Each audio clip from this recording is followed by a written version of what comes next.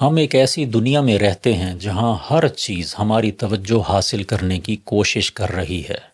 Phone کی آوازیں، پیغامات، خبریں، یہ سب ہمارے ذہن کو منتشر کرتے رہتے ہیں۔ یہ مسلسل توجہ کی تبدیلی انسان کے ذہن کو تھکا دیتی ہے اور انسان کسی ایک چیز پر گہرائی سے توجہ دینے کی صلاحیت کھونے لگتا ہے۔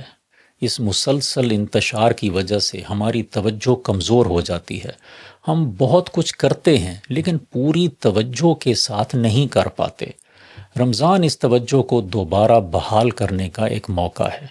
جب انسان روزہ رکھتا ہے تو وہ زیادہ شعوری ہو جاتا ہے۔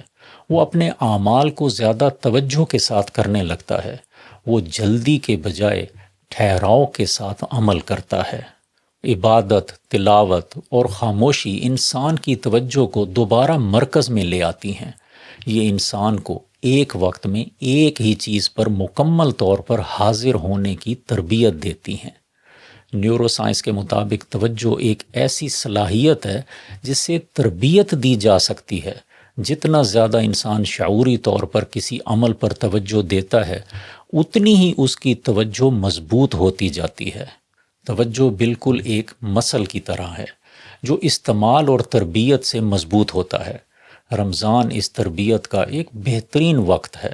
یہ ہمیں سکھاتا ہے کہ منتشر ذہن کے بجائے ایک مرکوز ذہن کے ساتھ جینا ممکن بھی ہے اور بہتر بھی۔ جب ذہن مرکوز ہوتا ہے تو انسان نہ صرف بہتر عمل کرتا ہے بلکہ زیادہ سکون بھی محسوس کرتا ہے، اور مرکوز ذہن ہی واضح زندگی کی بنیاد ہوتا ہے۔ اور شاید یہی رمضان کا ایک خاموش تحفہ بھی ہے، ایک ایسا ذہن جو کم بھٹکتا ہے اور ایک ایسا شعور جو زیادہ حاضر ہوتا ہے۔